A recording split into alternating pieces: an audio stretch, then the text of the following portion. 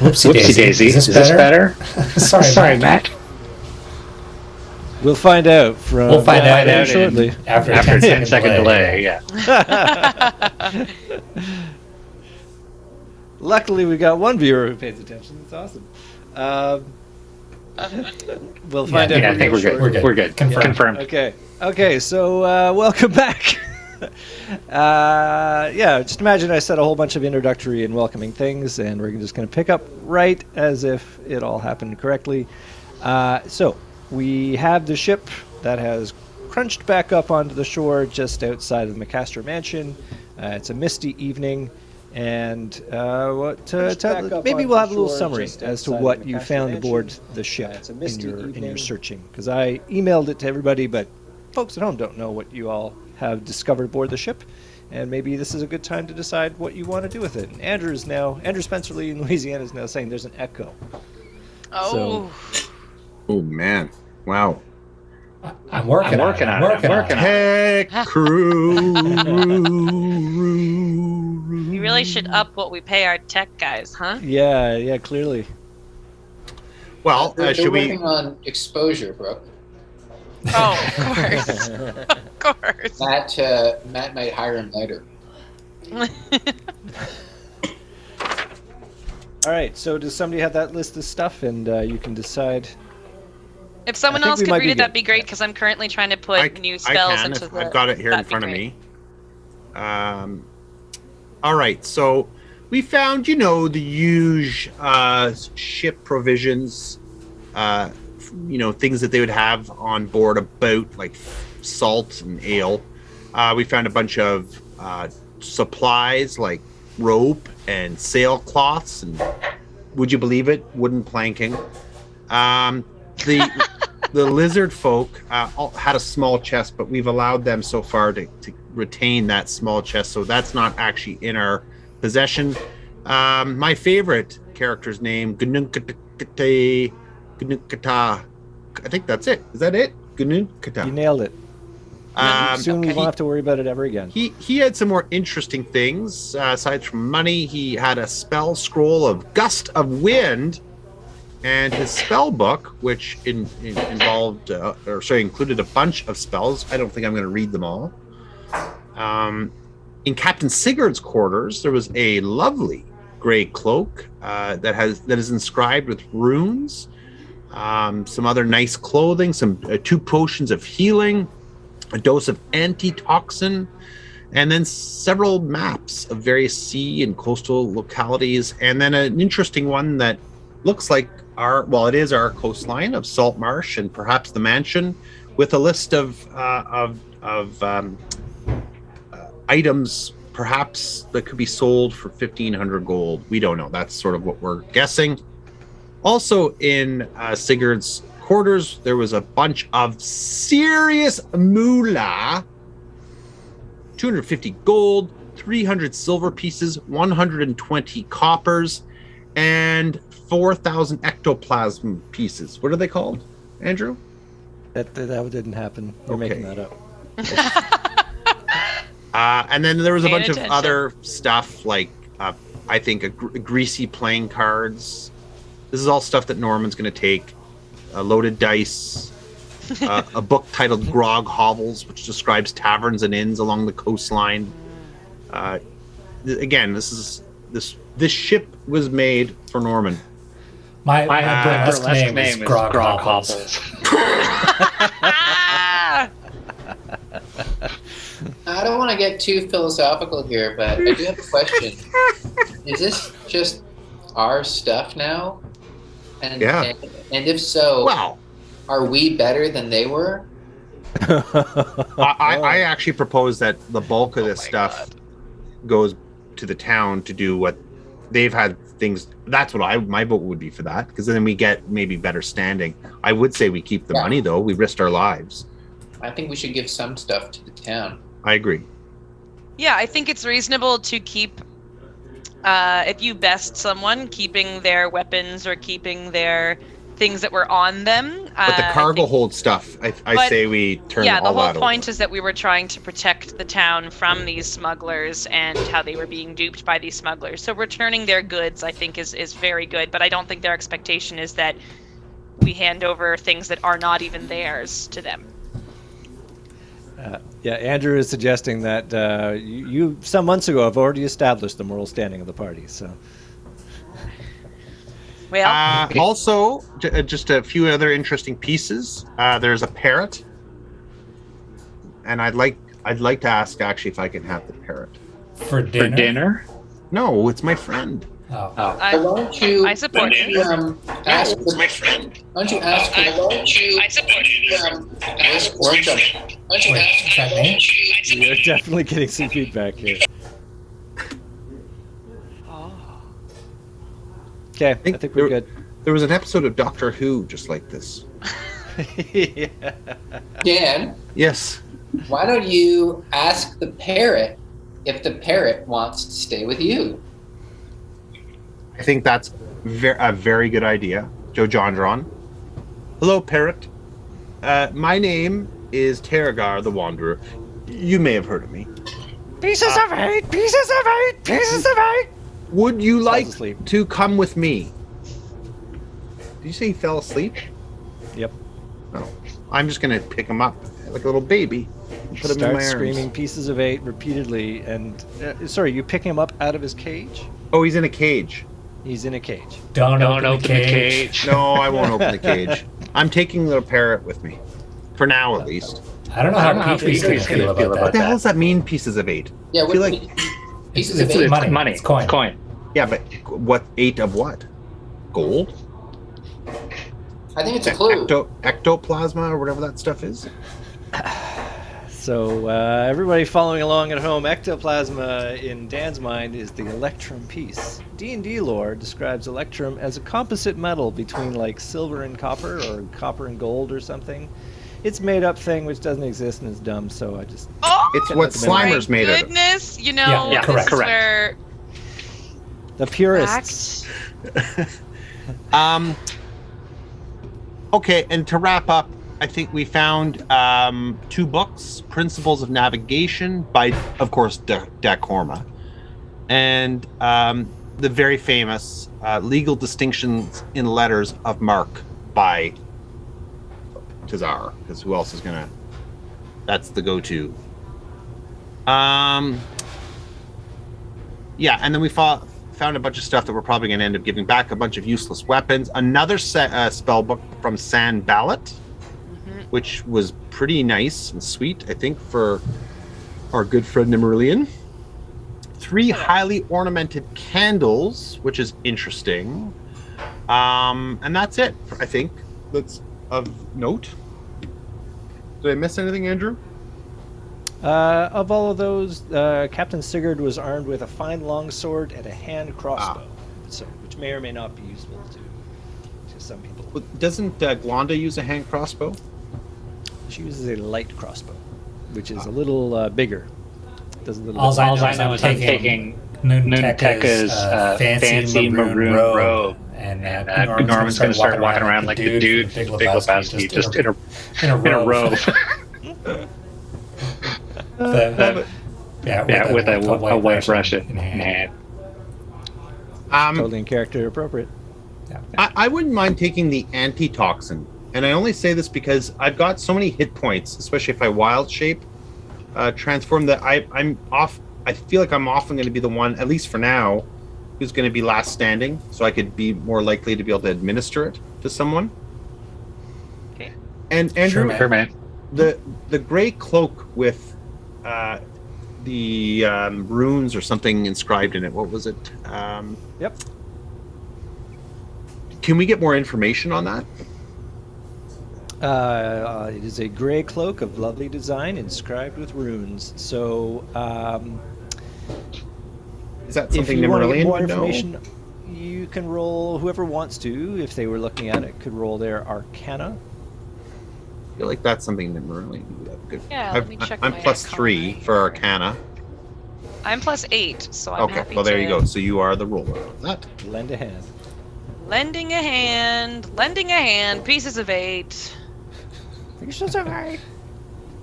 Great, 16. 16.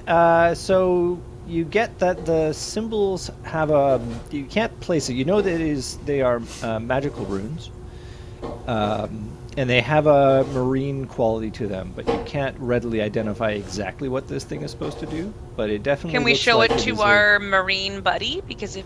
Oh wait, do you mean marine, like navy, or marine like oceanic? Marine like of the ocean. Okay, well maybe But our marine not buddy military. might know. You get the sense that he's not as worldly.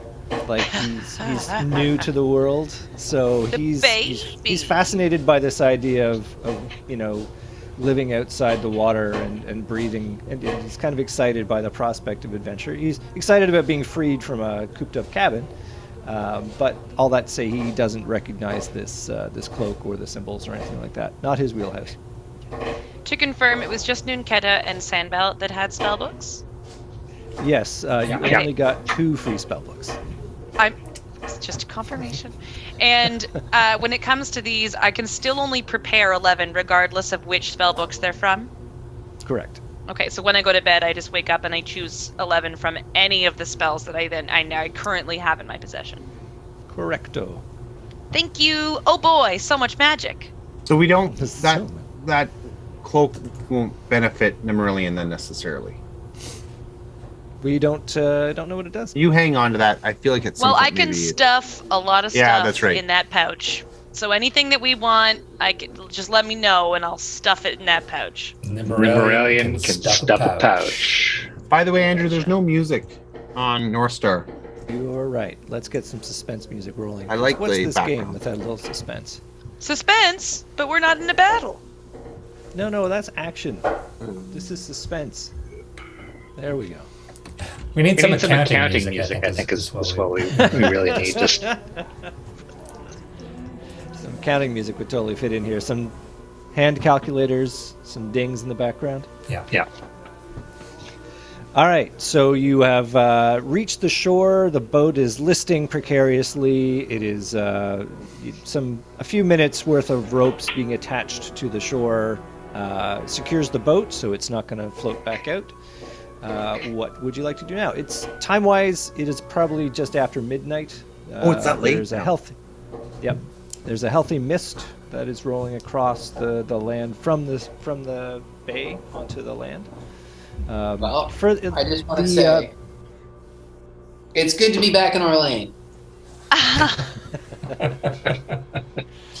I know a bunch of us are at like no hit points, so maybe a rest is in our near future. Well, let's say this. So we've secured the boat to the land. There are still guards up at the mansion, correct? Yeah, and they let's see if they see you. They are keeping watch, but wouldn't they have been watching what was happening on the boat? Yeah, probably. One definitely did not see you. He's asleep. The other one, it's pretty dark and misty. Yeah, there's no obvious hubbub from them above. Okay, well, I think before we go for a rest, we certainly should ensure that someone with an ounce of responsibility confirms we've brought a ship and takes responsibility for it. Well, I can stay on the ship. I've got 38 hit points right now, and a lot of my wild shape hit points. I could stay on the ship, and you guys can go notify the guards, and I can wait until I'm relieved by more guards. Like, you guys go, let the guards know, go into town. And just in case the guards are corrupt, should we go and wake up our buddy at the mansion, or okay. That's what I mean. So send reinforcements from the town, and I can hang here. What was Glanda's hit points like? I think she was low. Oh, and quick reminder: there was a thing that's still locked. There was 2 locked chests. One we were able to open. One we were not able to open. Can we just leave the lizards guarding their ship?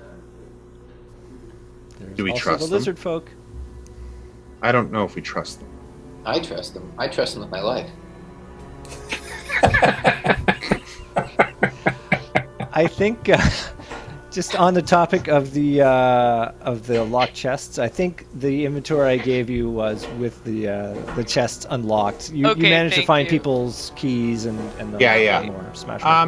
Well, what do you think? Do you want me to just come with you? I'm just worried that we're going to lose. We all had this big fight, and then the ship's going to have disappeared. No, let's take those precautions. Let's leave you here. We'll go inform our dude, and then we'll come back. And you're all dying right now, right? Like none of you are. No, Jordan brought me right back up to 20 hit points. I'm low on my abilities to do spells, but he healed me up after I died. Why don't you stick with me then? And then the other three can go up to the mansion and then back to town. Yeah. And then once reinforcements come or they do whatever they want with the ship, I'll inspect the lizards. Being curious, poking and prodding, and offering vials of various things. We'll continue the friendship with them. Okay, so you guys go up to the guards. They immediately come up to you as you climb there's a path, the switchbacks that lead back up to the top of the cliff, and the guards are there. They come up to you and say, "Oh, hey, what happened? Where'd you come from?" This would be John and Norman that have gone up there, and probably Glonda. Or maybe Glonda's down the ship. Who knows? Do they know who we are? Oh yeah, you saw them up there before. You've been waiting in that mansion for the sign of the ship. They were down there with you. Okay, so we just tell them what happened.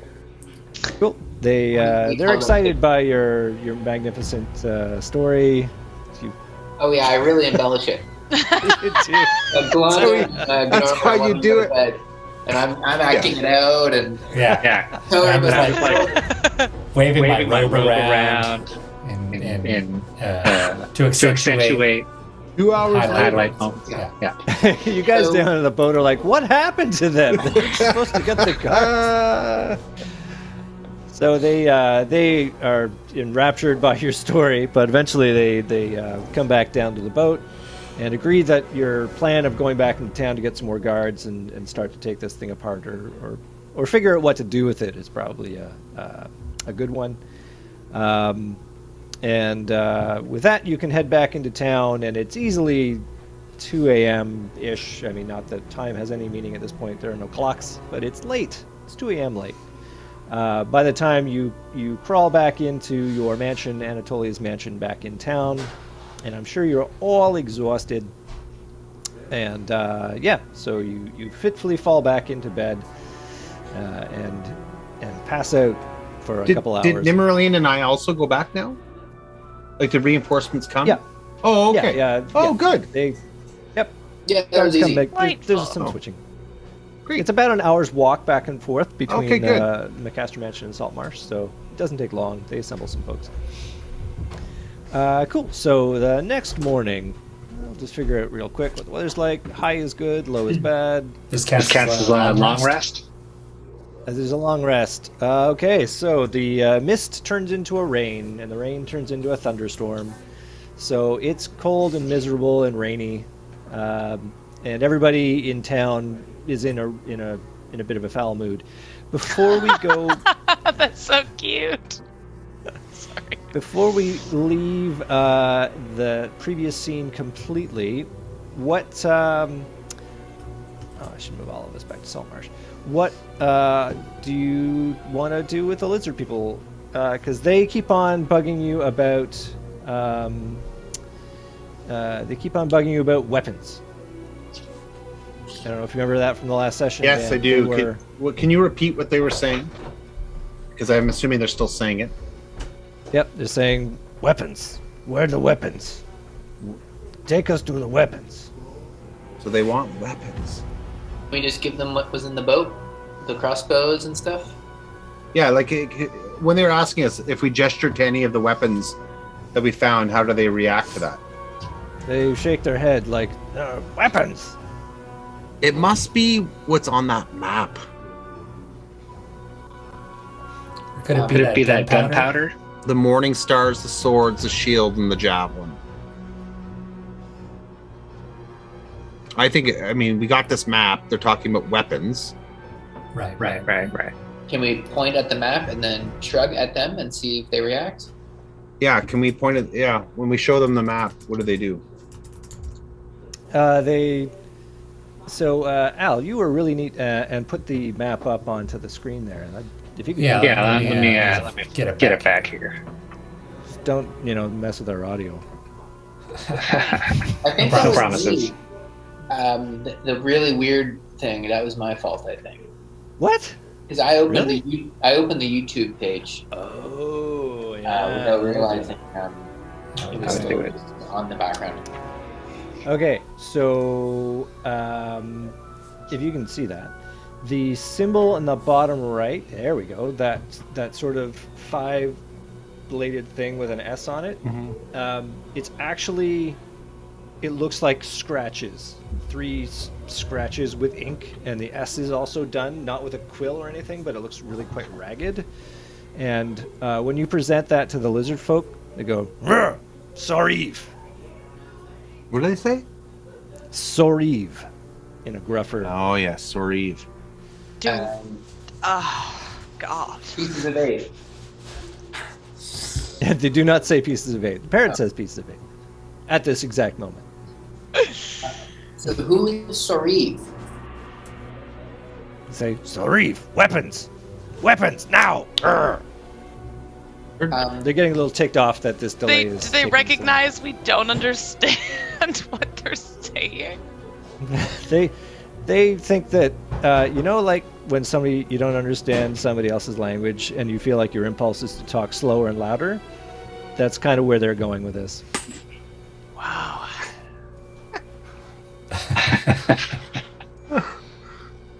Okay, so obviously they're not terribly bright because they think that we now have possession of these weapons. Yeah. Does anybody... Does Nibralian know who might know how to speak with them?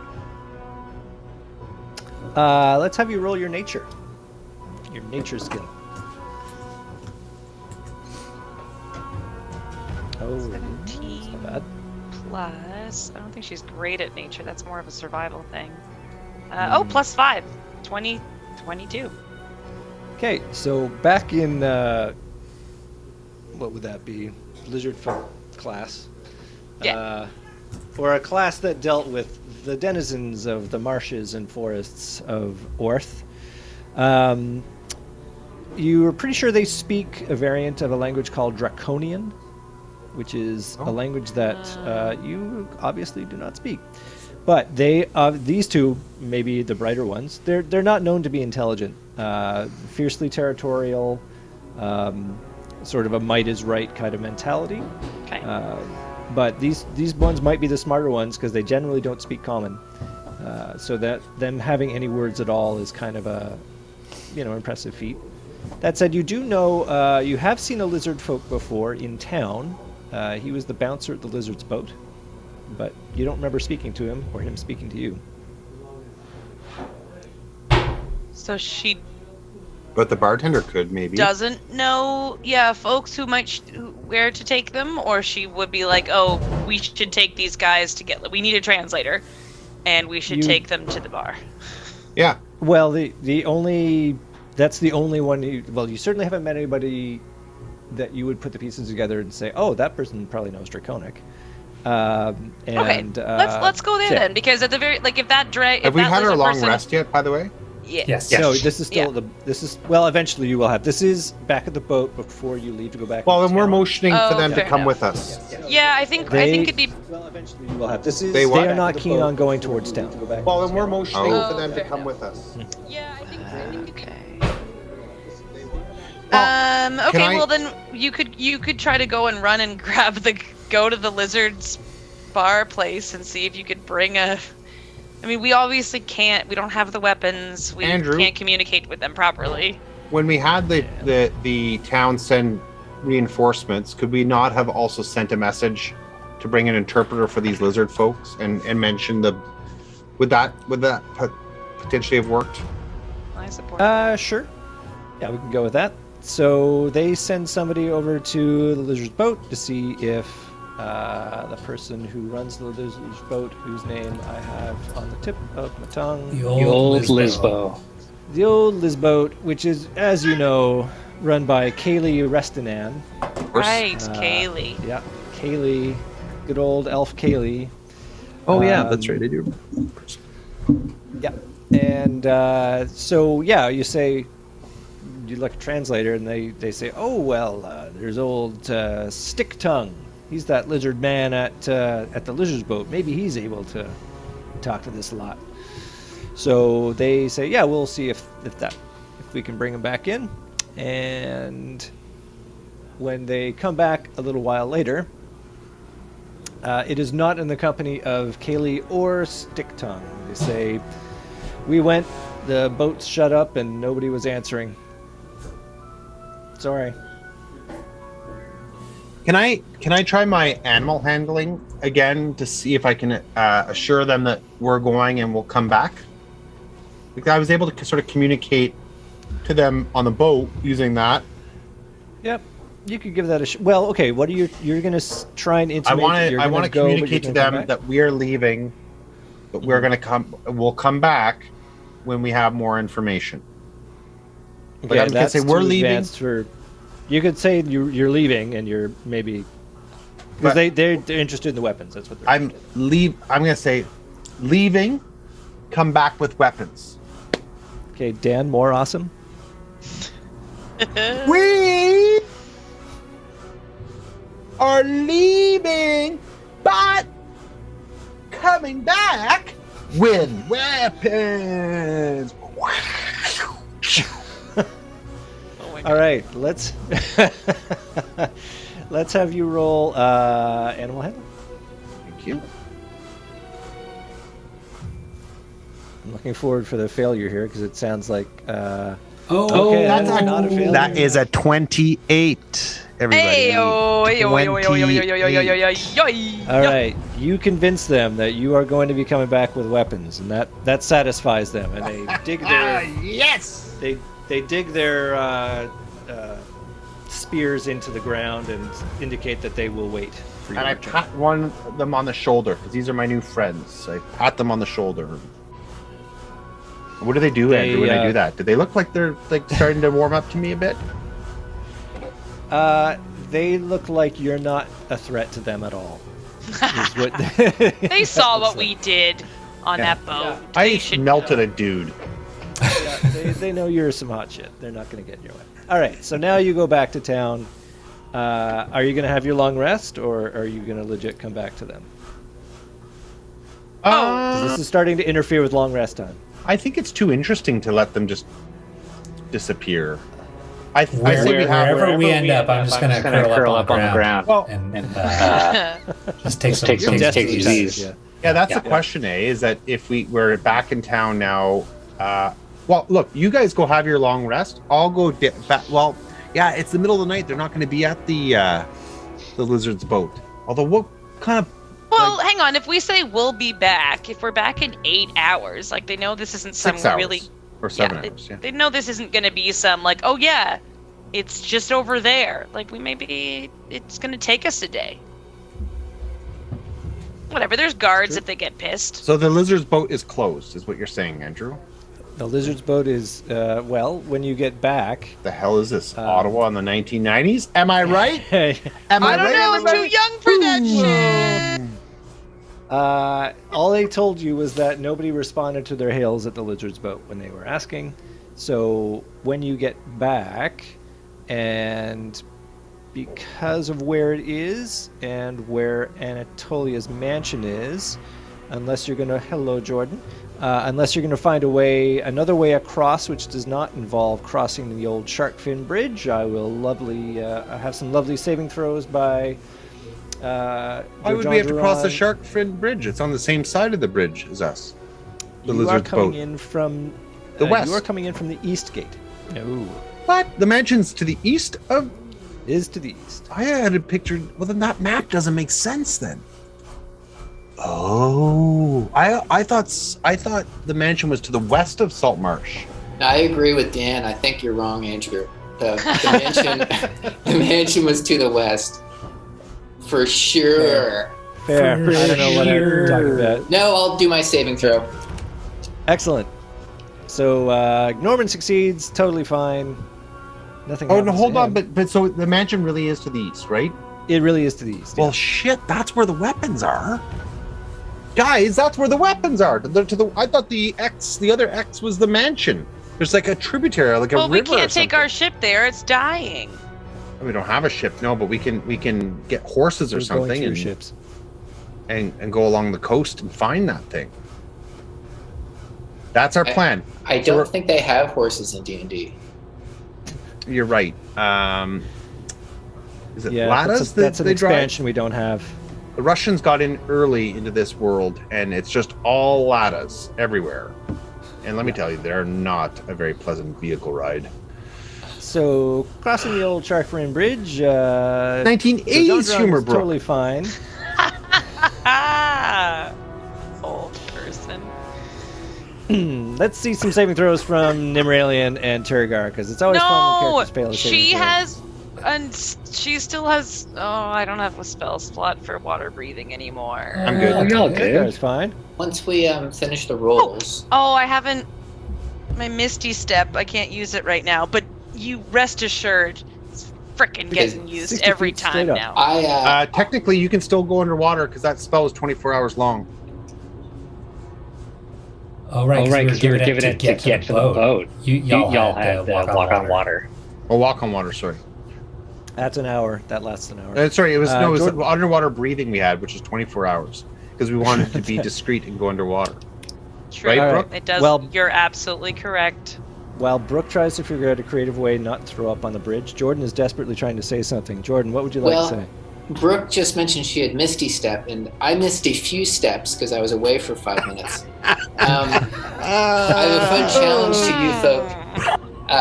Try and be expository, do some exposition over the next little while to fill in the gaps of my 5-minute gap, but don't do it obviously. We'll do it in flashback format. Okay. All right, Brooke, what do you come up with here?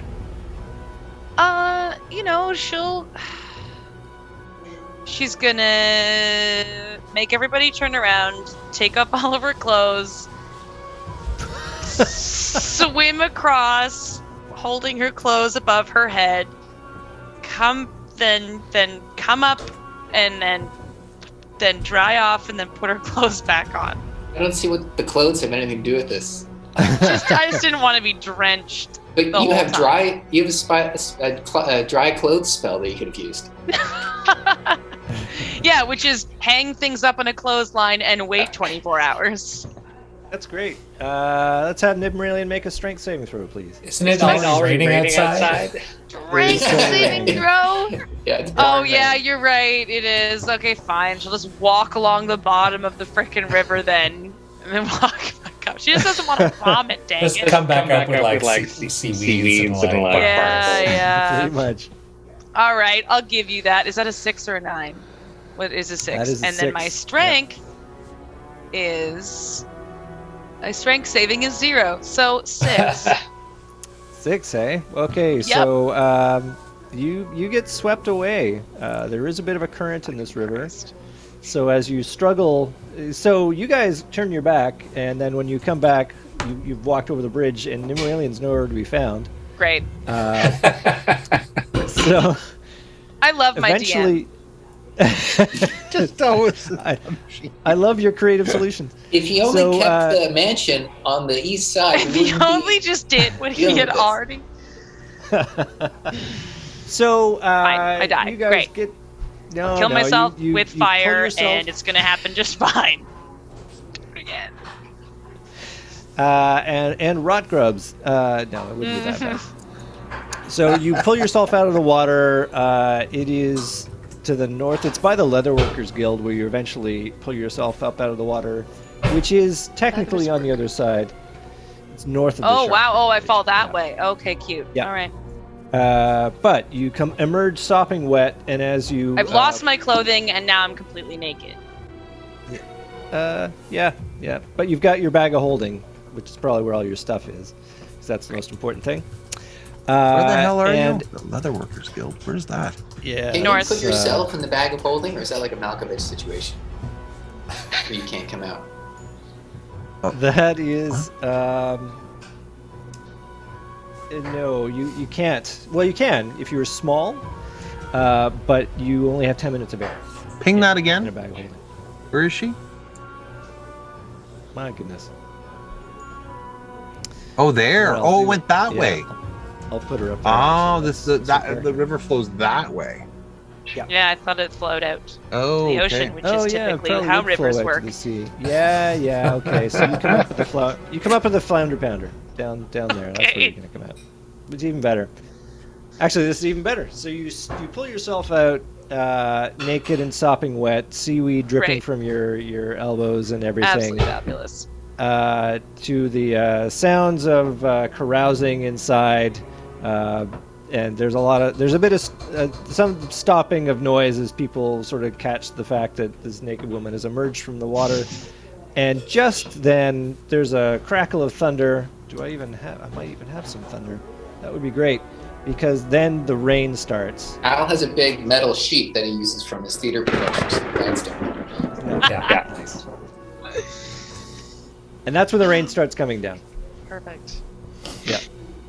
And you two are, the rest of the party has already gone back to the mansion saying, I don't know what happened to her, but she's fine. I bet she'll be right by. You really think that's what people did when they noticed Nim was disappeared? Fair. Yeah. What? Okay. You told us to close our eyes and look away. Okay. All right. She disappeared. He said, I see who I'm working with. Don't come after me. I'll see you all later. All right, lesson learned, DM. I'll just throw up next time. I had an epiphany while crossing the bridge, and I believe it was that epiphany that guarded against the nausea. I don't think these lizard folks, as much as I want to love them, are good. I think that they're against the town, hence they didn't want to come to town. I think they want that stash of weapons for nefarious purposes. They were asking for the weapons repeatedly. Yeah. So I suggest that we have a good nap at our house. We let Solmar know in the morning, and then we make our way west to retrieve those weapons. Where? Because remember, this town might be under siege, right? Remember, this town could be under attack by evil forces. Oh, I don't know what that's like. Maybe that's what's making their wine go bad. I think that's Previous story. Oh man. What do you think of that, gang? So wait. So you're saying Saltmarsh is under siege? No, potentially there's dark forces that these pirate kings or whatever they are, sea lords. Does the Saltmarsh Police Department know about this? Are they taking proactive steps?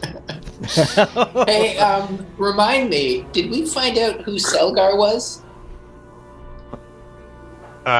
Soriv? Selwer. Soriv? Yeah. The thing that the lizard people were saying? Yeah. Soriv. Yeah. You got his name. They didn't elaborate in their broken common. But we can ask that the next day. Maybe Andy Solmar knows. Nima, how are you? Am I still where? Can we get you a towel or something? Yeah, there's a battering at the door as you've lost your keys, and when you arrive at the door, there's it's raining outside, and you're not real disposed to open the door. But Jenkins the butler actually opens the door for Nima. You guys have long since turned in because you're very tired. I think Nima could use a nice roll to see if something good goes for her. I think Nima I feel like Nima is proud of herself that she didn't puke, and she's seeing that as a win, and she's walking through the town with her head high, just drenched and naked, holding her little pouch, and just like defiantly looking away from everyone while they're all like watching. And then she opens the door, and she just goes to, did you say his name was Jarvis? Jeeves? Jenkins. And she just goes, like, a hot bath, Jenkins. And he doesn't marches. Yeah, he doesn't even crack a smile, doesn't raise an eyebrow, and says, she knows yes, how good. He goes, excellent. And a nice tea. And just like walks her way completely not defeated and proud of her accomplishment.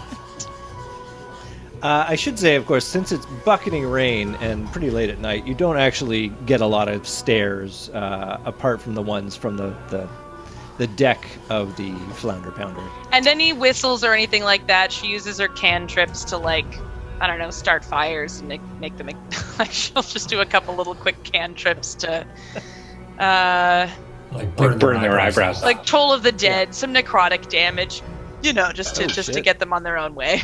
If they get too close to her. They've seen those ears before. They give you a wide berth. Good. So next morning, it continues to rain, and when you awaken after your long rest, recover all your hit points, get your spell slots back, get your abilities back, etc., etc. I will do a quick. Sorry, I'll do a quick 2d2 roll for my portents. Oh, for your portent. Whoa! Okay. It's gonna be a busy day. I just was changing my spells, Andrew, as well. Yes, please feel free to. Jordan, you can do that for Jojandron as well if you wish. I'm we did not level up. From that battle, we did not level up. Okay. No. Still things to happen yet before leveling up will occur. No. So you come down. Correct me if I'm wrong, but it never rains in Saltmarsh. No, it rains a lot, actually. Okay. Yeah. Well, thank you for correcting me. Why did you? It's not called Salt Desert. Yes. It never rains. Hey, I said correct me if I'm wrong. Saltmarsh. Yeah. So you all are coming down in whatever regular order might be. I don't know who comes down latest, who's an early riser. Latest. Yeah, that follows. Early. Jordan? Early riser. We're Turgar and Nimralian in that boat. I think I'm early. I think Jojandron, this is where I'm pretty sure we're brothers because we have very similar. It's really strange, actually. We both wake up like this at the same time. Yeah. Every morning, same time, same exact thing. Am I still sleeping outside? I think you might be. And I've asked you, Jojon, too, if you want to stay outside with me in the yard. But I don't know how you feel about that. But. Not a great night for staying outside, I will tell you. Nim probably gets up relatively early, but she stays in that main room that she has declared as her own, probably to do some reading, to write in some journals about the day. So she probably doesn't join them for breakfast until, like, at least the first person sat down, because she kind of spends her morning doing that. You've got a huge cache of new spells that you've not encountered before. Yeah, so exactly. She's trying to pour over them. This is Halloween the next day. Honestly. There is a knock at the door while you are... This is early when Jojandron and Turgar are first up. And there is a knock at the door. So we know that it's not one of us. Yes. Like me unless and somebody went out. Unless somebody went out. I know before. it's not Turgar at the door. You do know it is not you, and you know it is not Turgar. Okay. I open the door. When you open it, you see it's your fishing buddies. The guys that you were fishing with underneath the bridge. Oh! And they have a look on their faces that is showing some obvious concern. They are wearing some oilskins, kind of, I don't know what the fantasy equivalent would be, but rain gear. They're not carrying their fishing poles, which is something that is odd, because anytime you've ever seen them, they've got their fishing poles. But they're looking at you, hats in hand, concerned. You've actually not heard them mutter more than a couple of words in a row. So, did I tell them where I was staying? No. What's up, buddies? Sorry to bother you, my lord. Something. You should think you might need to see something. Okay, just me. You think that's the longest sentence you've heard the tall one ever say? Can I bring my friend Terragar? Does he fish? No. Well, no, I do. Oh, you do? Yes, he fishes. But why? We used to fish all the time together. I thought you wandered and I didn't know you fished. You were Terragar the Wanderer, not Terragar the Fisher. Well, sometimes I fish. I always put them back. I refuse to eat those poor creatures, but I do like the idea of fishing. Okay, can Terragar come? Sure. Well, they look at each other for a minute and go, oh, all right. Okay, we're just going to leave a note for the rest of our friends that were in them. What note will you leave? Jenkins is on hand, by the way. He's like looking at these two like, these guys are not in the right part of town. They look really scruffy. Our note says, gone fishing.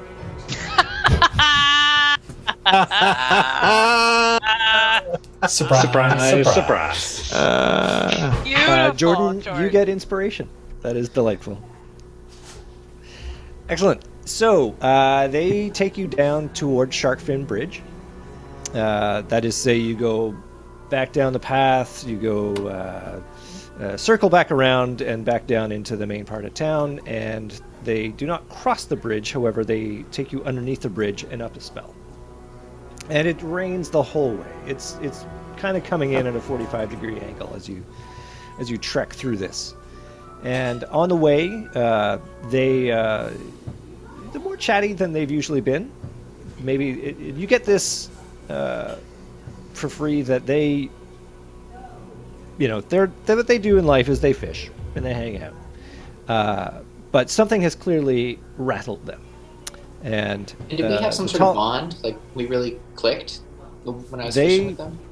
Yeah. Well, they were super impressed that you caught this amazing fish. Yeah, okay. That's all it takes with them. So the tall one's name is Jeb, and the short one's name is Korko. And they beckon you to follow them back under the bridge. And as you pass by, you see their fishing gear is askew. It's been sort of strewn all over the place. But you can't help but notice on the bridge that there are several fish that have their heads missing. And as you glance at them, it looks like they've been bitten off. Jordan, did you ask them how they knew where you lived, or does that not matter to you? I didn't ask. Okay, just wondering. Continue. Enjoy. Anyway, the fish does not appear to be what is bothering them as they continue down the path, closer towards the Leatherworkers Guild, but not quite. And you get to a series of rushes, and there you see the legs of a person sitting out from underneath that series of bushes. And they stop about 10 feet away and point at it. Just legs? Well, it appears that the rest of the body is concealed within those bushes. Do the bite marks look lizard person-like? From this distance, you cannot see any bite marks. Oh, you mean on the fish? Well, hard to say with those bite marks. Let's go inspect this body, shall we? Do Dan and I have to roll as to who's Sherlock and who's Holmes here? Or are we just both Columbo? One of you is Kojak. Okay. The other Kojak is Columbo. Excellent. So you can choose who's who. I've got a +3 for investigator, Jojo. Oh, that's a real thing. I have a +0. So I'll inspect the body. And that makes me Holmes, I think. I think Joe John is Magnum PI in that case. I think, actually, Norman is. Yeah. I'm the dude. That's a 4, Andrew. Well, this is going... Ooh, I don't like these. One. Damn. Yeah, you don't like them when they don't roll well for you. Yeah. So you, you don't see anything. Well, the body's not moving. That much you get, but you have a hard time seeing that there's a body nearby there. I don't know. You look at this, Jojo. Tell me what you see. Maybe I can use something other than investigator. Is there a tricky way I can use wisdom or something? You could use medicine. if you wanted to do a sort of more forensic. Oh, I have a better roll. Plus 0 in medicine as well. Can I do a medicine check? Let's see what JoJo wants to do first. I'm going to do, if I wanted to deduce how this body got here, would that be wise, or would that still be investigating? What about perception? Investigation would really be the one to sort of track down the facts. I'll just roll for investigation then. You do have inspiration if you want to use. I'll use inspiration. No. Yeah, I think you might want to. Okay, Andrew. Listen, we just had a 19 and 20 out of Brooke. I'm not saying anything bad about these dice. You roll that second die there, Jordan. I think you might want to do that. Your bon mot about going fishing will help you, or maybe Rats. All right.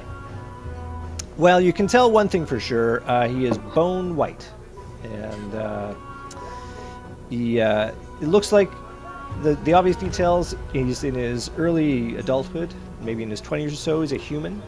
Or is that true? He might be something else. Let me just double check real quick. Yeah, I guess I didn't say. So he's a human. He's got the garb of a sailor. It looks like he's got a few wounds on his arms and neck, but the main thing is that there's no sign of blood anywhere. And I'd like to ask our friends Jeb and Corco what they saw, what they heard, what they felt when they decided to come see us, and why they came to us first. Well, Jeb, the talker, he pipes up and says, "Well, we came down here this morning to just do our normal routine, see if we could catch a good one. And then we saw the fish. Thought this is very weird. And that's when Corco went over there to get a few extra reeds for the lures. And he saw the legs.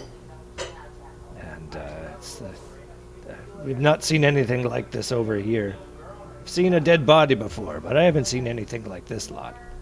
As for why we came to you, well, don't trust the town guard much. And, well, you're one of the best fishers we know, so you gotta trust a fisher." Appreciate that. Can he roll a check to see if they're being honest? Caw. What's that sound? Is Petrie saying something? Jared, opinion?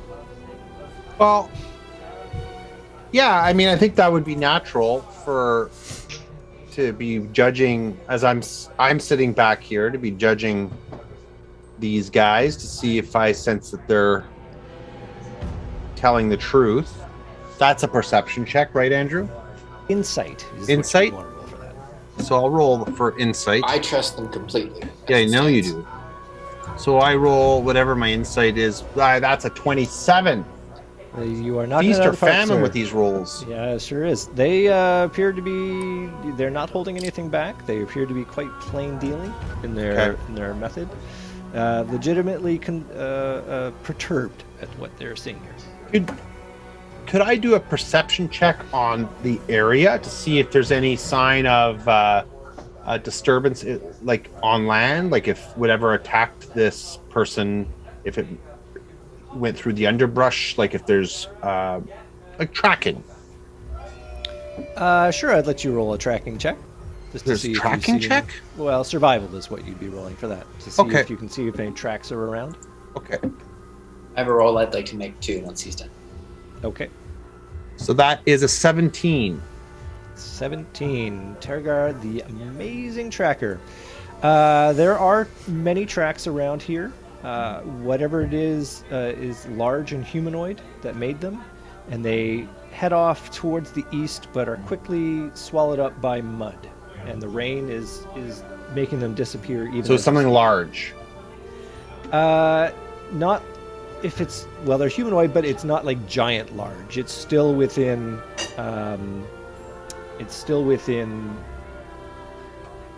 The medium character size. Okay. Yeah. Sorry, Jordan, you wanted to roll something?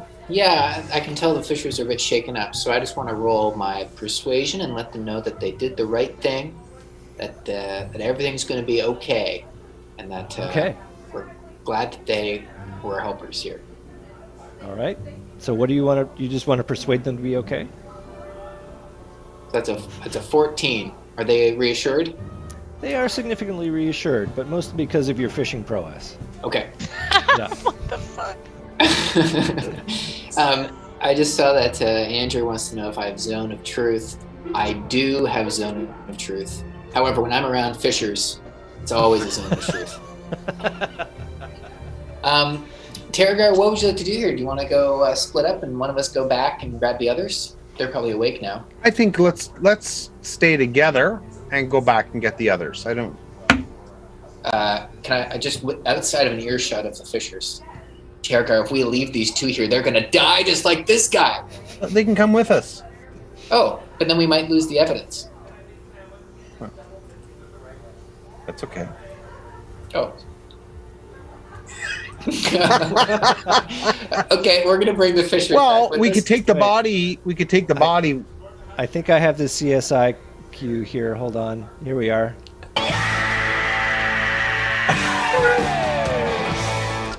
I didn't hear it. Is it the Horatio one-liner? Yeah. It's the. Okay. Oh, let me do it. I got one. Just Okay. All right. Hold on. I'm ready. I can't hear it, so you got to time it well. I will time it well. I'm on. Terragar, let's make like this corpse here, and split. Success. Yeah. Oh, that was so good. All right, and with that, we're almost at 8:30. I feel like this is a great point to take our break for 5. Because the commercial. Oh, Lord. That's going to be a clippable bit. All right. That's wonderful. Shall we resume in 5 minutes, ladies and gents? We shall. See you all in 5.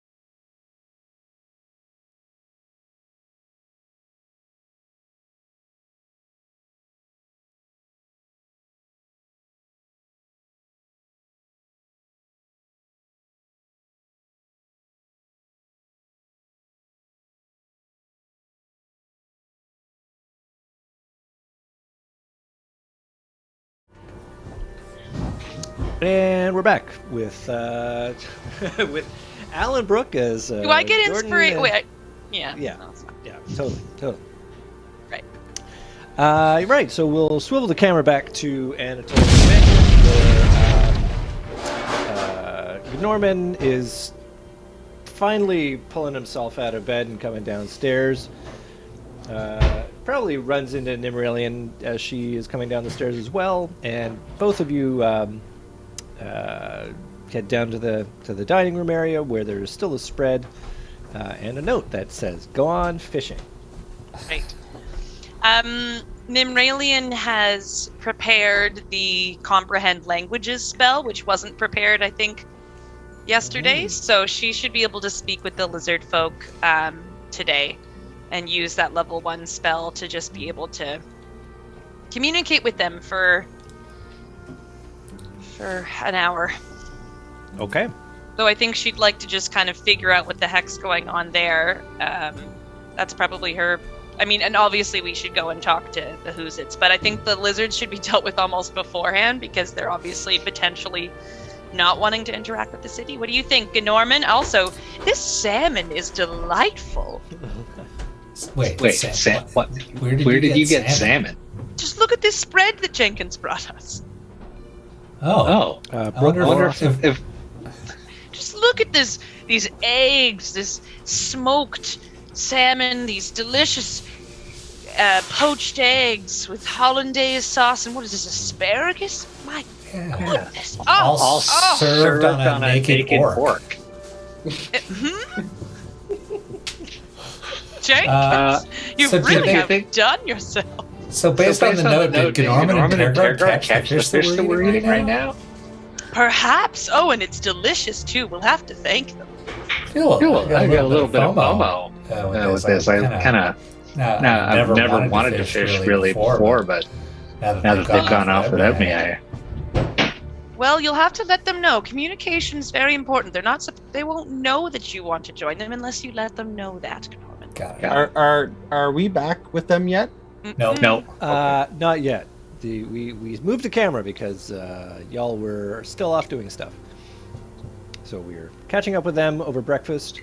I will shortcut your scene by suggesting that the tracks are quickly non-available. So mostly because the rain has been intense and you are on the marsh end of the riverbed. Joe Jondron, this has created quite the conundrum.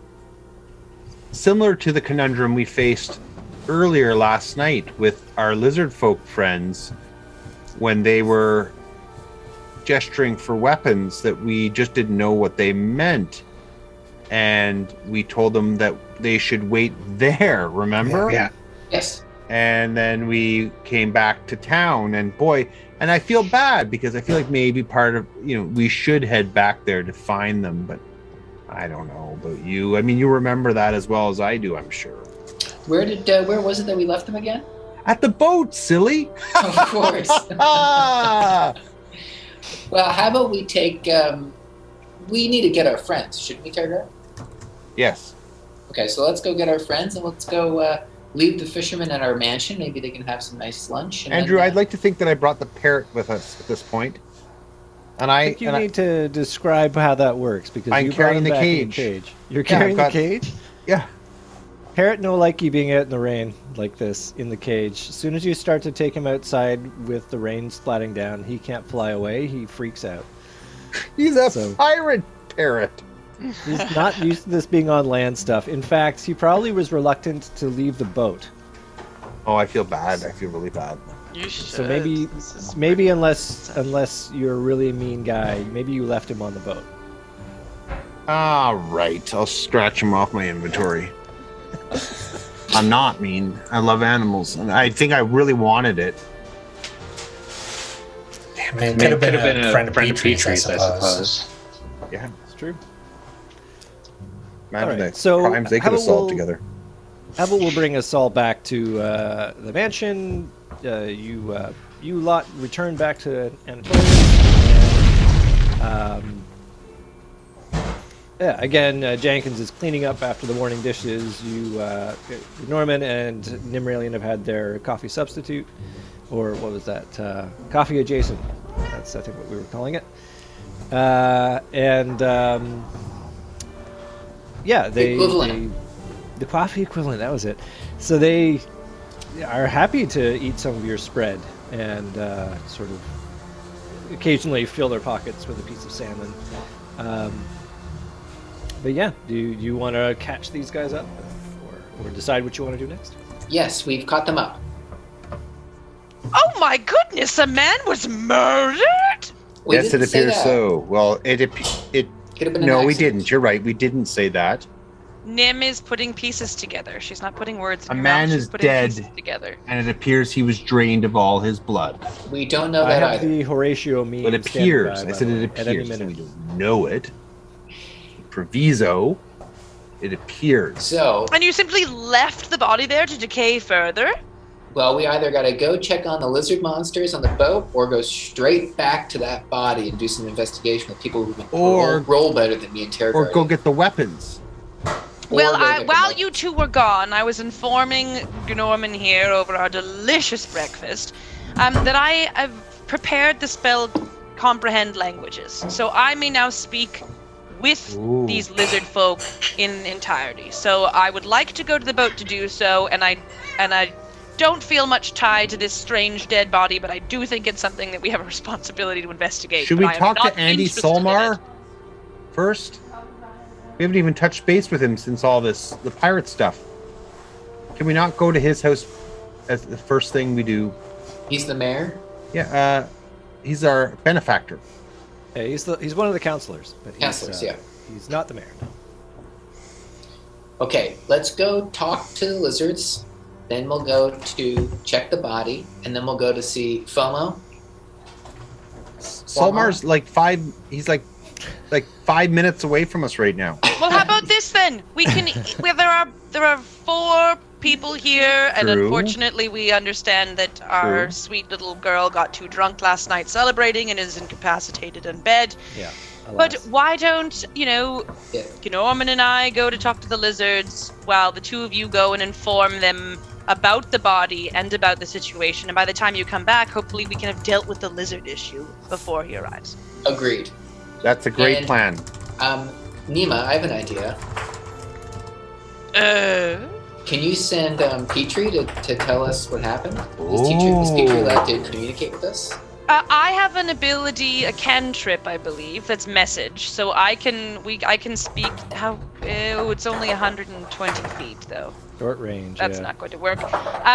Petrie can be with me, and then I can write a little note and send it along with her. Yeah, how about you do that? And otherwise, let's meet back here at whenever time makes the most sense.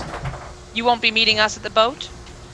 Well, because we might get caught up with the body situation. Remember what I'm thinking with these lizards is that they're not our allies. They're actually part of the problem. Although I do think it's smart to go and get whatever information you can from them. Well, how about this then? I'll send Petrie with you so that I can pay attention to what's going on in your space. And if Petrie wiggles her wings, that means I'm paying attention because I won't be the whole time. So please note that. And then if needed, she can fly to me and I can write a note. Perfect. Let's do that. Should Petrie have a little notepad and pen attached to her so you guys can just send her back and forth? Is that? She's like our text. We just send texts through her. Is Petrie's not into that? Is carrying, notepads? No. It's a small little note that's rolled up and tied to her little ankle. Like a carrier pigeon? Yeah. It's a very respectful use. If only we had a bird that could also speak English, kind of like repeating back what we said to it. That would make things so much easier.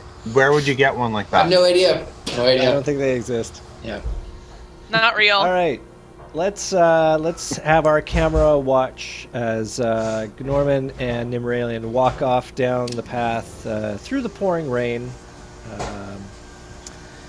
If you were wearing fine accoutrements, they are now soaked. Maybe you've got a nice cloak that you cowl up over your head.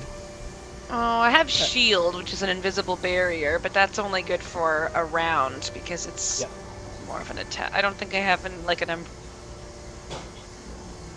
Yeah, I don't think so. And for your pleasure, going back to the boat will, of course, have you, unless you decide to go through the river, crossing back over the old shark fin bridge. All right, I'll barf. You could use one of those portents if you want. No. What is it again? Is it strength? What am I add to this? Constitution saving throw. Great. 11 on the nose then. 11 on the nose. Yep. There's some upchucking of all that glorious salmon. Great. And as soon as she finishes vomiting, she dabs her mouth with a little napkin and pulls out the uneaten salmon and consumes that. All right. So you march on towards the boat, the Macaster Mansion, and we'll catch up with you later. Meanwhile, we've got Tergar and Jorjandron who march down to Solmore Mansion. Water dripping off them as you approach the front door. You give it a little tap, tap, tap, and it's answered by Anders' manservant, who you've seen before. A older, craggly-faced guy named Scarin Wave Chaser, who greets you at the door and says, welcome. I'm sure the master would be expecting you. Mr. Wave Chaser. Ushers you inside. Your face is scragglier than even usual. Says, yes, yes, sir. Yes, Miss Miller. Okay. Where's Mr. Selmar? He's just at breakfast at the moment. If you'll just wait here a moment. No, I need to make a dramatic entrance to get his attention. Yes, I'm sure that can be arranged, sir, if you'll just allow me to introduce... Yeah, I didn't need to roll performance. Need to roll performance. All right, well, you should totally do that. Okay. Yeah. 17. Yes. Ooh, whoa. Plus 4, 21. You are charismatic, so you duck past him, and as he goes, but you manage to slip in front of him. Please describe your dramatic entrance. I swing through the swinging kitchen door. Feet up with a bagel in his mouth and some peppers. I throw a javelin through the hole in the bagel, hitting the wall, so his bagel does a... The bagel? And then I go... Yeah. That's how they're known here, as bagels. That's how I pronounce them. Sorry, We've been through this before. I didn't mean to derail the conversation. He falls backwards, his shoes fly off of his feet. You must come with us, it's very urgent. Someone gets up in a karate stance. Dead. What the? John is what? Somebody's dead? Well, what's with this javelin? Hello, Mr. Solmar. Yes, we found a body by the Leather Makers Guild. And you should know as well, we solved your pirate problem. He's both exasperated and congratulatory at the same time, if that's possible. He says, wait, one thing at a time. There's a body by the Leather Makers. Well, I've got to get dressed. Hold on a second here. Can you at least tell me what's going on before you rush me out into the rain? There's no time to get dressed. You must wear your robe and slippies out into the rain. You can go get your stuff on. Thank you, Tergar, the Wanderer. He goes and gets the stuff on. Are the fishers with us, Jeb and Corko? Yeah, they're still with us, right? Okay, well, they do not get admitted into the house. No. There's a moment of from Scarin as they're politely suggested to wait outside or in the servants' quarter in the back. Selmar, before we go out there, I just need to tell you something. We have 2 fishers with us. They're very trustworthy men. Their names are Jeb and Corko. Oh, Jeb and Corko, yeah. I've done some notary work for them. They're all right. Great. Yes. Well, let's all go right, he's all dressed up. He says, "Tell me of the sea ghost. What happened with that?" Well, we wiped everyone out on board. We have it by the mansion, and we actually, some of your town's guards are there now to secure all the holdings on that ship. It's yours, of course. And we killed Captain Sigurd and his motley crew. It's unfortunate, except for there were 3, and now 2 lizard folk who actually ended up not fighting with us, and they've stayed behind at that ship.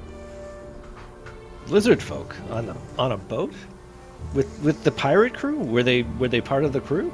it didn't appear that they were, because they didn't initially want to even fight. It was only until, Glanda hit them with a spell. It was actually very unfortunate, because I had convinced them not to fight, and they weren't. They were staying in their cabin, and then Glanda hit them with that spell, and they started fighting, and they almost killed her. But I talked to them again. They stopped fighting. I valiantly killed one of them. Yeah, that was sad. Okay. It was you who killed them. Oh. Yeah. So that's not normal, Mr. Solmar, for lizard folk to be on a pirate ship. Lizard folk are but they keep to themselves mostly. They're territorial, but it's strange that they would be with pirates, to be sure. And when you say territorial, not among their own, do they guard their own territory fiercely, or are they also always looking to expand their territory? Well, I'm no expert on lizard folk, but all I know is they've been seen on the fringes of Salt Marsh, but they never come into town. Well, save for Stickton over at the Lizard's boat, but he's Kaylee's friend, I think, or companion of some kind. But no, for lizard folk generally, they're almost close to animals, really, from what I understand. Well, that sounds very strange, Selmar, but there's a lot of strange things happening. After all, it's raining in Saltmarsh. Gives you that look like it always rains in Saltmarsh. What are you talking about? And, of course, there's a half of a dead body in the river. Oh, and one last thing, Mr. Solmar, about these lizard folk. They kept asking for weapons. And we think we might know where these weapons are that they were referring to. In fact, I think they were trying to buy weapons off of these pirates. He sort of stops mid-step as you guys are walking down the path towards. He's actually taking you towards the Hoolmart as you go. He says, "If there's a dead body, we should inform the town guard, get them involved in this." But he stops and says, "Buying weapons? Didn't you say that there were crates of city weapons underneath the McCaster mansion?" Yes. And they were trying to. Part of the crew were trying to get those weapons onto the ship.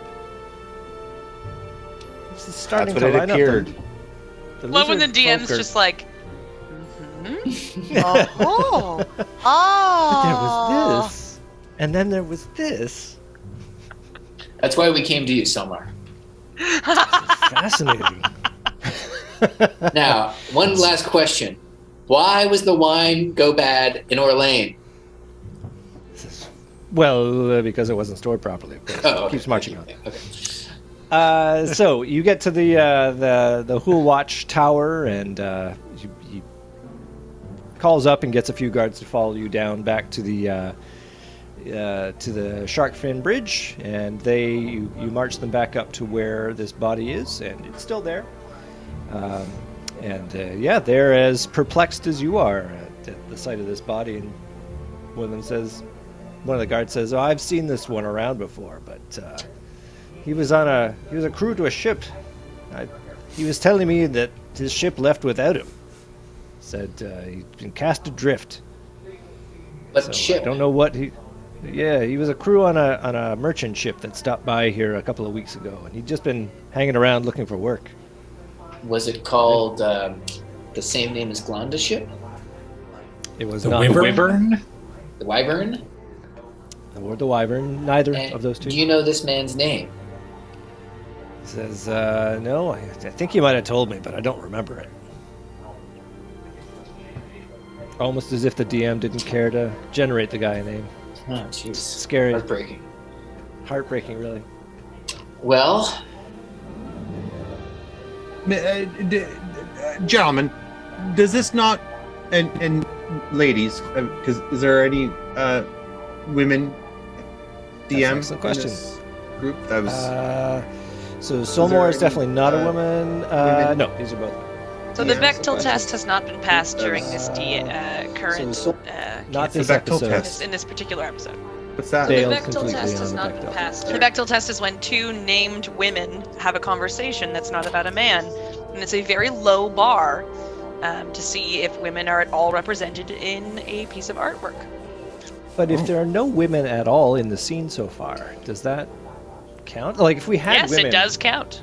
Oh, Counts. All right. Well, like if, we'll listen. The dice So currently, during this entire episode, Glonda and I have not spoken, and so therefore Bechtel test is not passed. No, you spoke about food. You did. Not to Glonda. Not to Glonda. No, not to Glonda. Oh. Yeah, but Glonda's not. If one of our characters is not here. Yeah, that doesn't to support the testing. I think it does. You could have talked to her and you could have done a 2-person. Yeah, but it wasn't out loud in this story, which is the point of Thank you very much, Al. I greatly appreciate your support here. So you on and your the way, mustache, Al. On the way to the boat, Nimmeralian and Norman happen upon a traveling merchant who is also walking, and she's in the rain. Oh! Yeah. Oh. Yeah. Also played by Brooke. Oh, boy. Okay. She trudges along with a cart behind and is sort of pushing the mule on further. Looks like she's downtrodden, having a hard time in the rain. Hasn't got no help by nobody. One of the bags on her cart falls off in the ground and she sighs heavily. Great, well, we're on a mission, so we just pass right by her.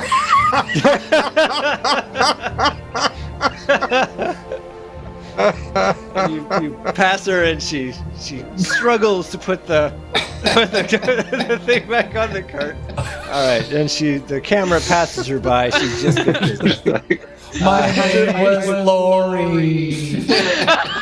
I picture it's that scene. And her name tag flashes slightly. It's that scene from The Holy Grail where they're working in the mud, and yeah. Oh, a uppercut. Always going by like this. Shit doesn't stink. Oh, I've always got something more important to do than help an old woman out of the mud. Does that pass the Bechtel test? Well, if they're talking about the king, no. No, they're talking about you. Grasp the concept. the concept of the whole point of this exercise. Okay, great. Okay, so you're still on your way. Yep. So there's a moment of pulling the body up out of the marshes and bringing it up to the nearest path, and. But wait, now we're not. Norman and I aren't doing that. Norman and I are going to the ship to speak to lizard people. Okay, I was wrapping up there, Z. But Got it. We'll come back to you as you arrive sometime later at the boat, which you can see is surrounded by several guards, and they have taken to start moving the supplies that you have found on the ship onto a cart that is nearby. It's a bit of a process with nets and pulleys and stuff, but they're getting it done. When you pull up, the two of you, not three, you left her in the dust. Hey gang, I've always had this robe. Don't think I pinched this from the boat or nothing. This is I came with this robe. FYI.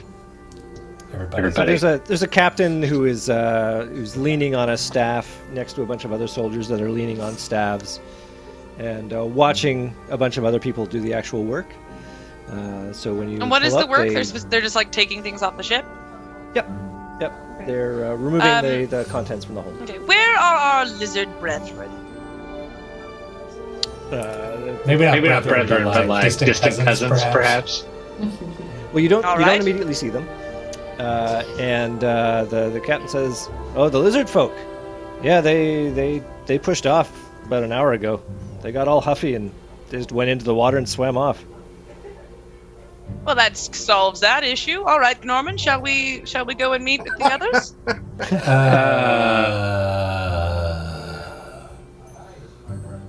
Do you think maybe they're going to get those weapons before we do?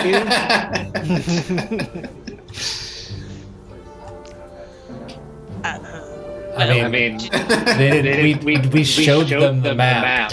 I'm pretty sure. We were like, is this what you mean? So, well, I think they're capable. If they paid good money for those weapons, I think it's reasonable that they're able to go and collect their wares. So you're not concerned that we armed Okay, cool. All right. I mean, they're chaotic neutral, are they not, in this world? We'll find out eventually, I suspect. There you are. If you're that concerned, we can easily go to the mansion and help them carry out their wares. Or prevent them, I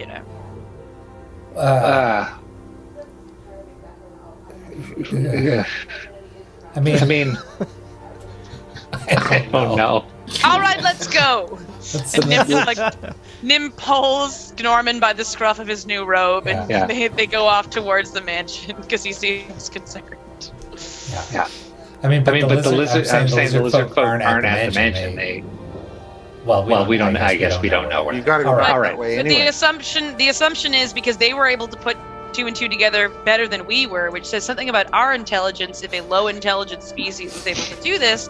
But they figured out, our weapons are at the mansion. They've taken all night. They haven't brought them back. We'll just go to the mansion and get them. They're not at the mansion. Oh, I should. No, they're X marks the spot on the map. Oh, okay. I was just trying to interpret what everybody's been saying about the map. Okay. So where do we know the weapons are then? I'm sorry, I'm confused. The west of the city. Off someplace we've never been. It'd be good if we saw that map again. Yeah, I gotta do pull the thing up. Yeah. Okay, well, sorry, I'm misinterpreting then. Then let's go to the X marks the spot. Yeah, and that's where I think the 4 of us should be, or the 5 of us. Well, and I can recall Petrie and send a little message saying the lizards are gone, heading to the spot on the map now, something like that. Is Glonda with you guys right now? Glonda's asleep in bed, I believe. Oh, I don't think we brought her along. Something. She didn't say what she was going to do. All right, so you start charging back to Saltmarsh. Meanwhile, camera pivots back to our dynamic duo of inspectors with Anders Salmore and guards as you are standing around looking at this dead, exsanguinated body.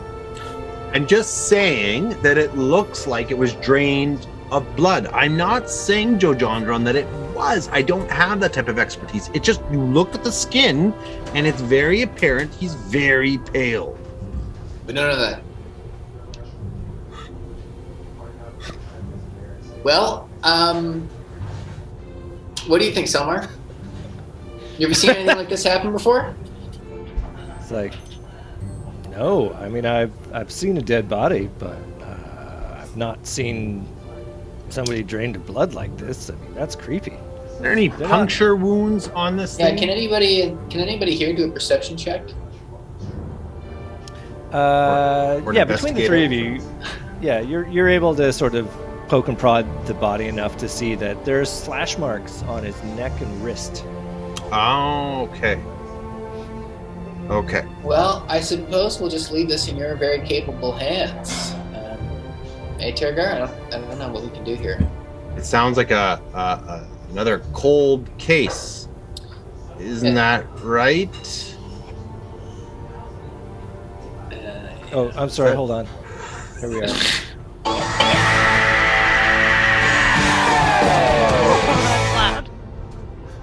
It went through again. It's not designed for subtlety, Brooke. I'm sorry. Let's go. Hey, Petrie, go fly to the ship. Let Nima know. Wait, is Nima... Sea Dog. Is she paying attention right now, I wonder? The bat's just kind of like picking its nose with its wing. I don't think bats do. We can assume that, like, at some point... Yeah, you're coming back. As I mentioned, I was going to get Petrie to come and leave a note, so once Petrie drops off the note to you, letting you know that where we're going, she waves her fingers a little bit to know that, I don't know, Nim's meditating and being like, I wonder what the boys are up to, and is now paying attention to you. So Tergar, I think we should go back to the mansion. Is that past the Bechdel test? Yes, I agree. No, they're not. No. They're not having a conversation. No. Mr. Solmar. Remember, this is a very low bar. Remember, this isn't an bar. achievement if you pass it. It's very Fair. low bar. Okay, so what did the boys say to Petrie? Well, we're just saying to Selmar. Yeah. We're going to keep this Solmar. in mind. We're going to keep this in mind. This might be background for later, but we're not going to solve this now. We're going back to our home. Just so you know, I think with your blessing, we'd like to go and see if we can secure those weapons to the west of the city where we believe the weapons to be. Does that sound like a plan to you? We're going to wait for our friends to return and then go. So you think there are weapons to the west of the city? Yes, we found this map, and we on board the Sea Ghost, and we believe that somewhere, it maybe looks like off a tributary or something, there's a... what's the next river to the west of Saltmarsh? Well, that's the Dunwater River. Now, can I just clarify a point here? There were the weapons in the basement. Like you were saying, Selmar, that they were going to trade with those weapons. And I think that's where I had a feeling that maybe Nemo was thinking about that too. That's super where I got confused. Now, I thought that was with the same thing. That was the first time we were there. Did you clear out those weapons from the basement, Selmar? Yeah, we did. Those were clearly taken from the Hool Watch garrison. Those crates of weapons, but they were crates of swords and morning stars and javelins. And where'd you put those for safekeeping? Well, they went back into the garrison. That's where they came from. Oh, in the garrison. Okay. So can we show you this map? And would you say that this is approximately the number of these weapons that you found? 36 morning stars, 48 swords, 20 shields, and 120 javelin. We could go and check. I think they've still been segregated, but that sounds about right. Well, before we go on a wild goose chase, perhaps we should just go check that out. Well, anything to get out of this rain. Okay. What's the name of the buddy they're talking to again just now? Andy Solmar. Solmar, right. Okay, so you wander up the street, actually, from the Leathers Workers Guild. Just north of that is the Hool Watch Tower. The marshes are also known as the Hool, which is why it's called the Hool Watch. So it's an impressive structure, and the tower is easily 4 stories tall, and it has an impressive view of the surrounding vista. But there's a fairly sizable garrison here. There's at least, you lose track at 30 before you get bored of counting.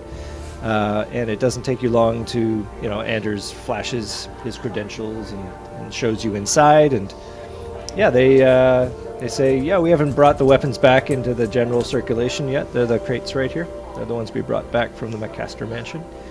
And sure enough, when you compare the numbers, they line up to what has been accounted for. I'm glad we checked that. Oh, that would have sucked. They're exactly the same numbers. They are, well, not exactly the same. There's like one more sword in the box, but it's pretty much right on.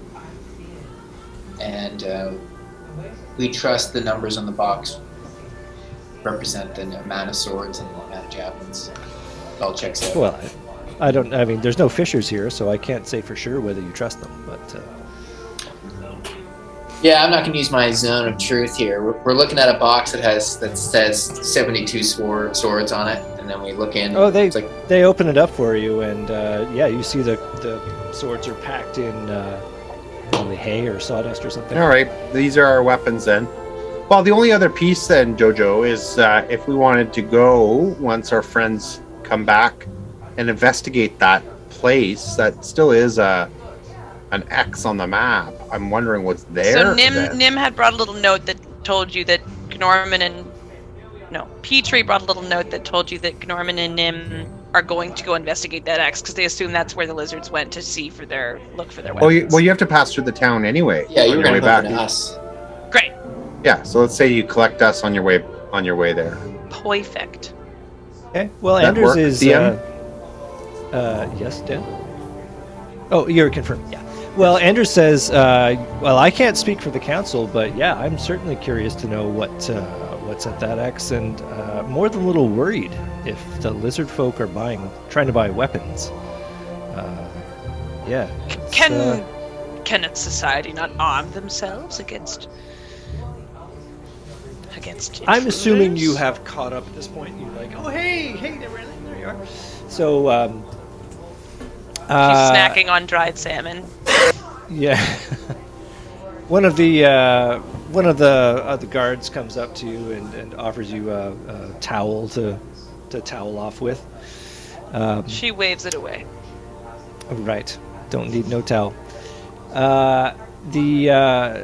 So Andrew says, well, my recollection is that lizard folk tend to arm themselves with more primitive weaponry, but I'm no lizard folk expert.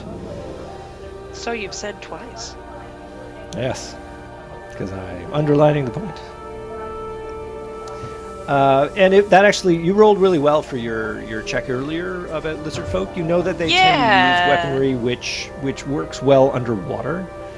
So spears or tridents, that kind of thing. But a morning star, probably not something you'd use. Like, it's basically either a ball and chain, or it could also just be a club with metal flanges on the end. In this case, the crates metal contain phalanges? Flanges. Flanges are different. Phalanges. Okay. Yeah. Excellent. So this is more advanced than they would tend to use. Good for them. Yeah. Stepping up. Well, shall we go on yet another merry... Just one more thing, Anders. Yes. If you learn anything about this man chopped in half in the river, let us know. Well, he wasn't chopped. Yeah, and he wasn't actually chopped in half. He was all together. He just didn't have all of his blood in him. What do you mean? Yeah, which is why your split comment was like not that impressive. I thought he was chopped in half. No, we all chuckled a bit, but it didn't really make sense. You said his legs, and then his body was in the reeds.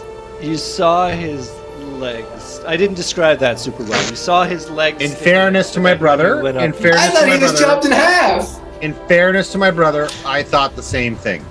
Okay. I will give him that no, the initially. Split joke doesn't work at all. And we all just nodded and smiled. I thought he was split in half. Why else would he be drained of blood? That's what I was trying to say, and now I understand why you were arguing. We saw his legs, and then we saw his body in the reeds. Yeah, it's half in, half out. But still connected. Lord almighty. I'm sorry. So what's wrong with this guy? He just looks pale? He's just yeah. How do we know he's dead? All his blood fell out. All his blood fell out. Matt's saying this he has a episode slit of in his CSI neck makes and no his sense. wrists.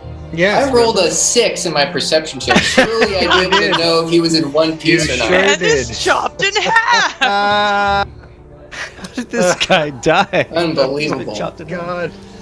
That's the best. Oh, that makes so much more sense now. Yeah, I know. No, I thought you were just taking an angle. Oh, now it makes this sense. is a funny time. Oh my God, I Joe like this Lumbo. for a while. All right. So, is there anything you want to do before marching off towards the? Are we all next ready? market Do we have spot? any provisions we want to take with us? Can we take a horse? Can we take horses? You could probably track down some. Like some Mr. horses. Salmar. You are at the right place. Mr. Yes. Salmar, can we take? Is there a road that we can follow to that river that you mentioned? What's the river name again? The Dunwater River. Here, let me change the scene, as it were. Click.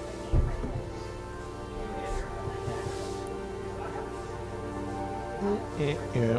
Oh, It's right next to the Dunland Peninsula, isn't it? Alright, so the X is on that blue marker, and you are at Saltmarsh.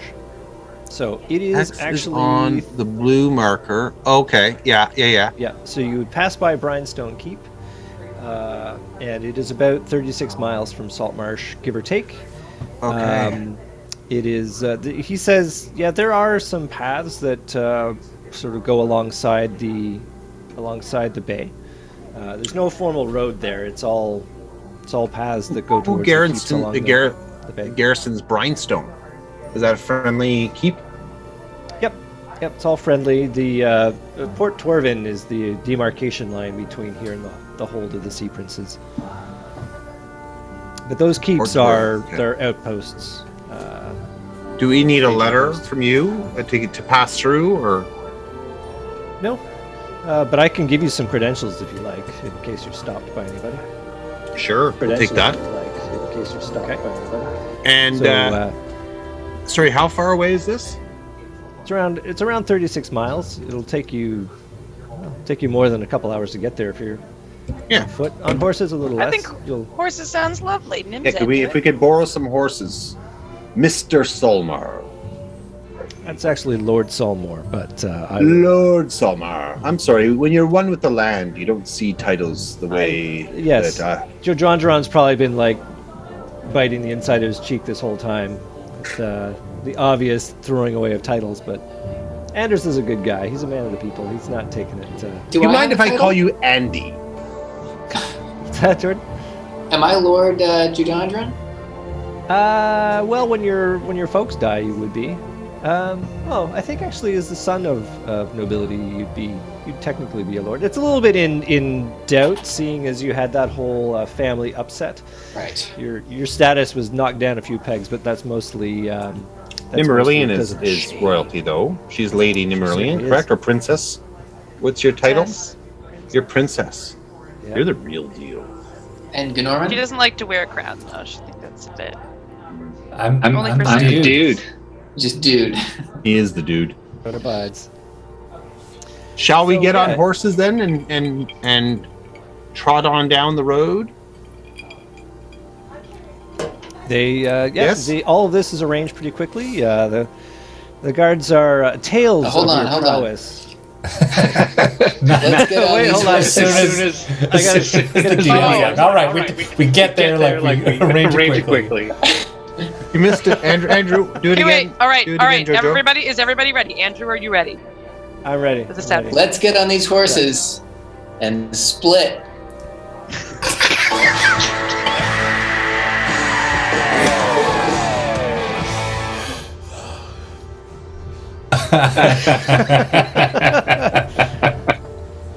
Is this gonna be the new thing we do? Is that a love? I love it. God. Oh, you have to find other things like that. Guys are goofy. Yeah. Well, I do have the Law and Order meme.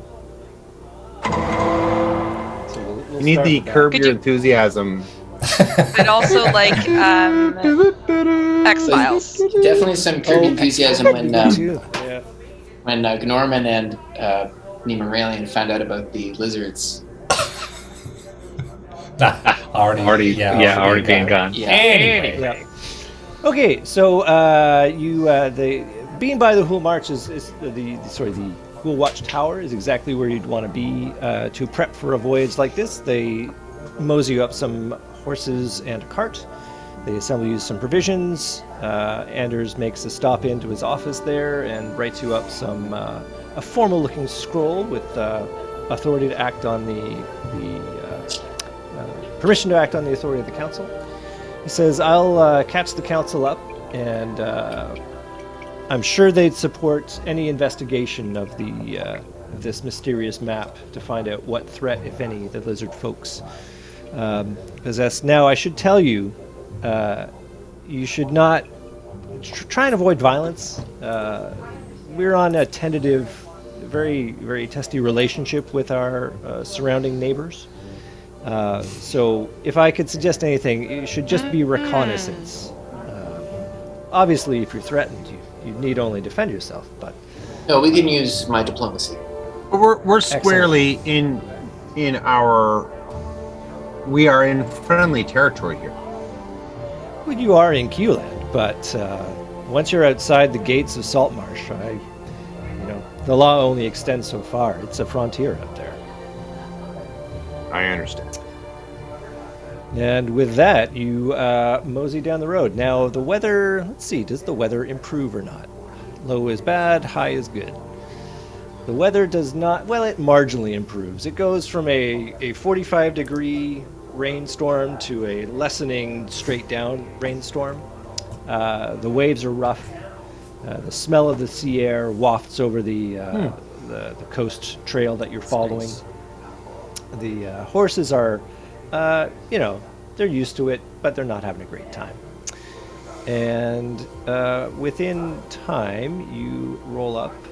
And I hope I have the right map here as we switch to the Dunwater River. Arrives at this place. Cute. Yes. So what are we looking you at are. here? So the stuff that, yeah, I should probably be able to describe this to you. That wasn't on purpose. I still approve. Do whatever you like, sir. So we're here. Yeah, you're up there at the top left of the map. Oh, where that little circle is. Yeah, that circle is all of y'all. Yeah. Okay. Okay, so traveling to this place. So you go by land. Dozens of trails follow the route roughly parallel to the coast, 100 to 400 yards away from it. It takes you about 12 hours to get to the ford over the Dunwater River. Wow. And in the distance, what can you see? Looking at this map, Yep. is the sea to the north of us here? It is to the north and east. It's the greeny looking stuff. And the river itself curves its way down south. So as we were traveling, the sea was always to our south. It's just the map is just reversed, like actual north is... Yes, sorry. Okay, no. That's fine, as long as I just understand, because I was confused about where we were coming from. Okay. Man, your brain is so much more, like mine was just like, okay. And you were like, well, speaking about, north, south, and this isn't inappropriate. I'm so impressed. I My think urban geographer. The deal is that north is actually pointing to the left. Like it's pointing west. So Sure. Okay. Correctly, it should be turned. Sure. That I way. just was confused about where we were. I'm going to not listen to any of this because it's confusing me. Don't worry about barely it. illuminated It's here. me. You can see It's a me being trail. nerdy. Don't worry about it. Okay. What's up? It's not. Go for it. Sorry. Yes? I was just gonna say, what's the big? I've never seen a map like this. So what's that yellow and then green? Is that a fortification or is that? They represent elevation. So it goes up in 20-foot increments. Like a This is mountainy actually type a thing. rise in a mountainy area. Yeah. Okay. And if I can get my act together, I will describe what you can see from where you are, because it is only about 500 or 600 feet away, I think. They don't make this easy. No. It is around here somewhere. Fill the time for us here. We've only got a couple of minutes left before we end. I do want to tell you what you see. So then I said to the chipmunk, I said, I don't care what squabble you're having with the squirrels. It was wrong of you to steal the acorn. And it looked at me and I genuinely felt it was sorry. I don't understand this druid joke. Oh no, this actually happened. Like I actually communed with this chipmunk. Look, the chipmunks and squirrels, they need to get along. Dan, I'm going to interrupt you very rudely. There's one real important point of fine. business that we had not covered. Your sea elf buddy that you had made from the previous Oh wow, bit. he just disappeared. Yeah. What was his name? Maybe he can be hanging out with Glonda, recovering Israeli while we're is his doing name. all this. Israeli. I put him in our chart of names too. Yeah. Yes. He is totally cool to hang out with y'all. He's curious what is going on with some of you folk as well. Israeli's with us. Hey! Or he can be Huge. with Glonda especially, yeah. But I'm going to suggest he's with you. Oh, that's great.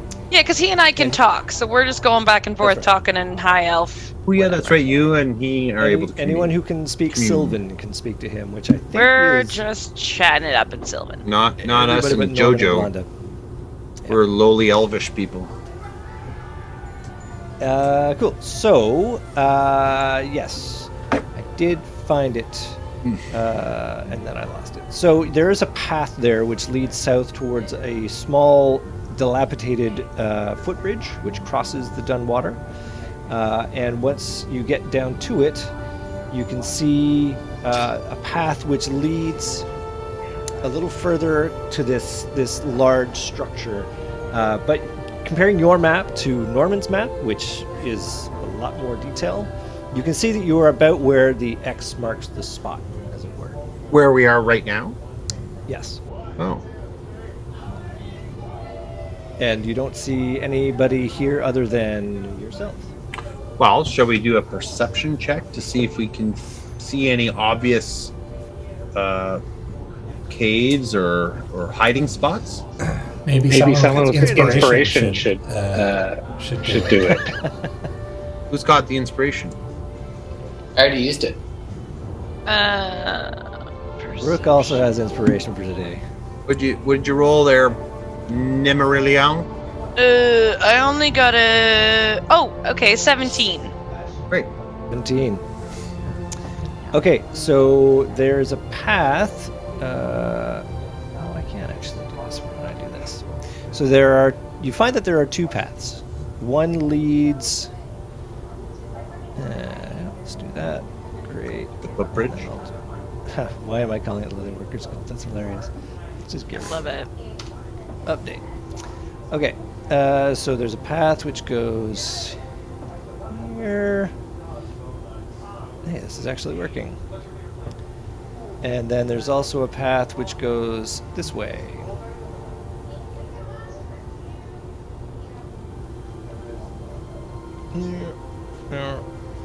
Here.